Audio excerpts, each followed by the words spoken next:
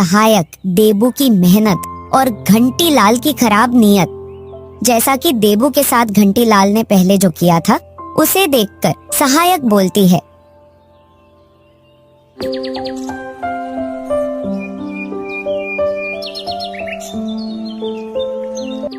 प्रेमनगर शहर के एक छोटे से गांव में एक विचित्र चित्रकार रहता था, जो अपनी कला में माहिर था और कुछ विचित्र तरह की पेंटिंग बनाता था।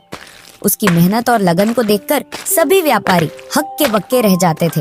एक दिन उसके गांव का सेठ घंटी लाल उसके पास जाता है और उसे चित्र बनाते हुए देखता है। यह दृश्य देखकर उसकी आंखें फटी की फटी रह जाती हैं।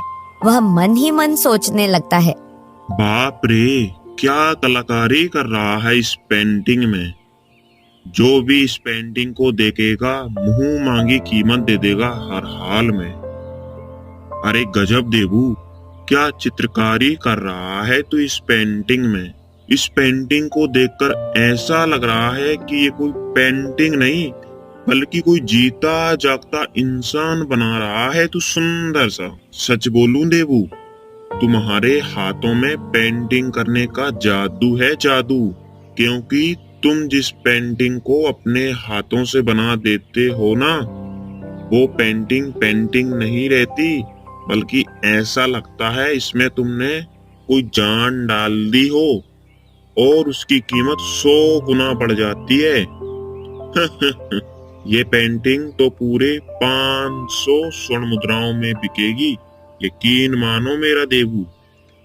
जी सेठ जी, मैं भी यही चाहता हूँ कि मेरी इस बार इस पेंटिंग की अच्छी कीमत मिले, क्योंकि बहुत ज्यादा मेहनत करने के बाद मेरी बनाई हुई पेंटिंग बहुत कम कीमत पर बिकती है, जिस वजह से न मेरी पेंटिंग का खर्चा निकल पाता है और ना ही मेरी मेहनत का।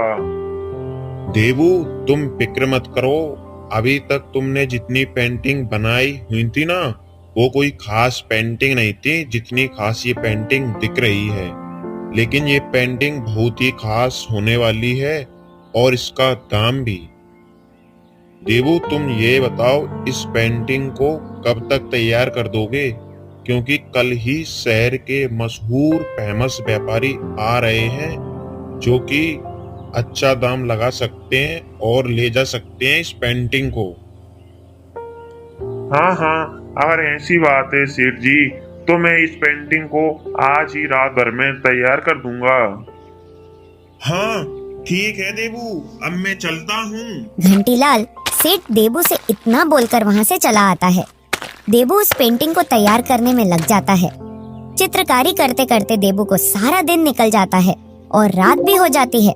देबू सारी रात बिना कुछ खाए पिए उस चित्र को बनाता रहता है और सुबह होते होते वह पेंटिंग बनकर तैयार हो जाती है। वह पेंटिंग देखने में किसी राज्य की राजकुमारी से कम नहीं लग रही थी।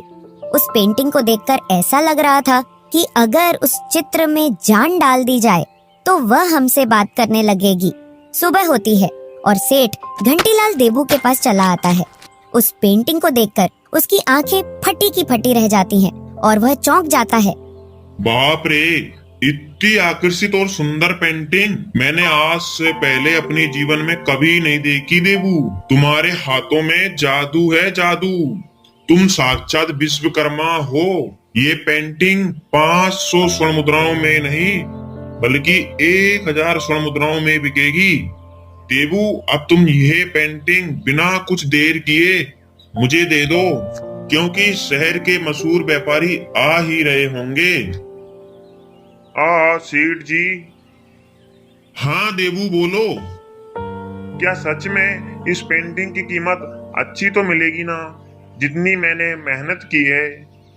अरे हाँ भाई देवू, अगर तुम्हें मेरे कहने पर और मुझ पर यकीन नहीं हो रहा हो तो तुम स्वयं ही चलो मेरे साथ और तुम देखना मैं कैसे इस सुंदर पेंटिंग को 1000 स्वर्ण मुद्राओं में व्यापारी को बेचता हूँ और मोटा दाम कमाता हूँ। नहीं नहीं सेठ जी, मुझे आप पर स्वयं से भी ज्यादा भरोसा है। आप ये कैसी बात कर रहे हो? हाँ तो फिर ठीक है देवू, अब देर नहीं करो। घंटीलाल सेठ उस पेंटिंग को अपने साथ वहाँ से ले आता है और अपनी दुकान पर लाकर उसे लगा देता है। तभी कुछ समय बाद शहर के व्यापारी आते हैं और उनकी नजर उस सुंदर पेंटिंग पर जाती है। ओह, क्या कलाकारी है इस पेंटिंग में। अद्भुत, अति अद्भुत। बाप रे, क्या पेंटिंग है। हर हाल में खरीदूंगा इसे तो। इस पेंटिंग को देखकर ऐसा लग रहा है जैसे कि यह किसी विशाल साम्राज्य की राजकुमारी हो। वाह वाह वाह। हाँ, सच में मैंने ये पेंटिंग खास तुम्हारे लिए बनवाई है। इससे पहले आपको मैंने बहुत सारी पेंटिंग दिखाई थी ना, पर तुम्हें कोई भी पेंटिंग समझ नहीं आई थी ना, इसीलिए अब की बार मैंने खास तुम्हारे लिए ये पेंटिंग बनवाई है, जो तुम्हारे मन में घर कर गई है और तुम्हें अपनी ओर आकर्षित भी कर रही है। घंटीलाल, तुम यह बताओ, तुम इस मनमोहक पेंटिंग की कीमत कितनी लोगे? मैं इस पेंटिंग की कीमत सिर्फ और सिर्फ 2000 स्वर्ण मुद्राएं मांग रहा हूँ, और वो भी सिर्फ आपके लिए। 2000 स्वर्ण मुद्रा में? लेकिन यह तो तुम बहुत ज्यादा मांग रहे हो। लेकिन इससे कम कीमत पर मैं ये पेंटिंग नहीं दे सकता, क्योंकि बाजार में इसकी कीमत और भी मिल सकती है। आप चाहो तो दूसरी पेंटिंग देख सकते हो, और मैं आपको दिखा भी दूंगा दूसरी पेंटिंग। नहीं नहीं, कुछ तो खास बात है इस पेंटिंग में। अगर मैं इस पेंटिंग को 2000 स्वर्ण मुद्रा में लूं और 3000 स्वर्ण मुद्राओं में शाही बाजार में बेचकर काफी फायदा उठा सकता हूं। क्या हुआ साहब, आप क्या सोच रहे हो? अरे नहीं, कुछ नहीं। ठीक है घंटीलाल, तुम ये पेंटिंग मुझे दे दो। मैं तुम्हें 2000 स्वर्ण मुद्राएं देने को तैयार हूं। अब क्या? व्यापारी उस पेंटिंग को घंटीलाल से खरीद लेता है। घंटीलाल को 2000 स्वर्ण मुद्राएं देकर वह पेंटिंग अपने साथ लेकर वहां से चला जाता है। घंटीलाल 2000 स्वर्ण मुद्राएं पाकर मन ही मन बहुत खुश हो जाता है और वह अगली सुबह देबू के पास जाता है।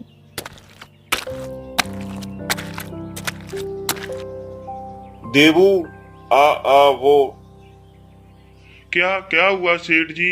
आपकी आवाज को कुछ हो गया क्या? देबू, अब तुमसे क्या छुपाऊं देबू। तुमने जो पेंटिंग बनाई थी वो हाँ हाँ सेठ जी, क्या हुआ उस पेंटिंग का? वो पेंटिंग देबू मेरी दुकान से चोरी हो गई। कोई चोर उसे चुरा ले गया देबू। देबू घंटीलाल की इतनी बात सुनकर घबरा जाता है और उसके अंदर एक अजीब सी बेचैनी छा जाती है। ये क्या बोल रहे हो सेठ जी तुम? आपको मालूम है उस पेंटिंग को बनाने में मैंने कितनी मेहनत की थी। एक दिन और एक रात लगा था मुझे। उस पेंटिंग को मैंने बिना कुछ खाए पिए तैयार की थी। आपने बोला था इसकी अच्छी कीमत मिलेगी, इसीलिए मैंने दिन रात एक करके पेंटिंग तैयार की थी। और आप बोल रहे हैं कि वो पेंटिंग चोरी चली गई। हाँ हाँ, झूठ बोल रहे हो सेठ जी, आप कह दो एक बार। इतना सब बोलकर देबू रोने लगता है। हे भगवान, मेरी मेहनत का ये क्या फल मिला मुझे। देबू, तुम्हें क्या लग रहा है मैं झूठ बोल रहा हूँ? सुन देबू, अगर तूने मुझ पर झूठा इल्जाम लगाया तो अभी गांव वालों को बुलाकर तेरी चमड़ी उधड़ा दूंगा, समझा क्या तू? तभी कुछ गांव वाले वहां से गुजर रहे होते हैं। घंटीलाल और देबू की आवाज सुनकर वे वहां पहुंच जाते हैं। क्या हुआ सेठ जी, तुम इतने गुस्से में क्यों हो? देखो गांव वालों, ये देबू मुझ पर झूठा चोरी का इल्जाम लगा रहा है। अब तुम सभी ये बताओ, क्या मैं कभी झूठ बोल सकता हूँ? देबू, तू अभी के अभी सेठ जी से माफी मांग, नहीं तो हम तुझे अभी के अभी इस गांव से निकाल देंगे और तुझे गांव द्रोही ठहराएंगे। क्यों गांव वालों, सही है ना? हाँ हाँ हाँ, गांव से निकाल देंगे नहीं तो। अरे मूर्ख देबू, तू मुझ जैसे इंसान पर इल्जाम लगाता है जो पूरे गांव वालों का भला करता है और जरूरत पड़ने पर सबकी मदद भी करता है। अब तुम ही बताओ मेरे प्यारे गांव वाले भाइयों, इस देवू ने मुझे एक पेंटिंग बनाकर दी जो देखने में अति सुंदर थी। मैंने जाकर अपनी दुकान में रख दी और तुम देवू की बदकिस्मती देखो, उसी दिन वह पेंटिंग चोरी चली गई। और हाँ, तुझे यकीन ना हो तो देवू तू दोलू से पूछ ले। क्यों दोलू? हाँ मेरे प्यारे भाइयों, सेठ जी सही बोल रहे हैं। मैंने भी चोर को दुकान से चोरी करते हुए देखा है, पर अफसोस इस बात का कि मैं भी कुछ नहीं कर पाया, ना पेंटिंग को बचा पाया और ना ही चोर को पकड़ पाया। सुना मूर्ख, अब तो यकीन कर ले तू। प्यारे भाइयों, मैं जानता हूँ इस देवू ने उस पेंटिंग को बनाने में कितनी मेहनत की थी, लेकिन अफसोस वो पेंटिंग चोरी हो गई और इसकी नाराजगी भी जायज है, बिल्कुल, क्योंकि इसकी मेहनत थी वो पेंटिंग। अब आप सभी के सामने मैं उस पेंटिंग की कीमत 10 स्वर्ण मुद्राएं अपनी जेब से दे रहा हूं देवू को, क्योंकि इसकी कोई गलती नहीं है। उसमें अपना काम बड़ी मेहनत और लगन से किया था देवू ने। और 1 स्वर्ण मुद्रा दोलू को दे रहा हूं, क्योंकि इसने चोर को उस पेंटिंग को चुराते हुए देखा था।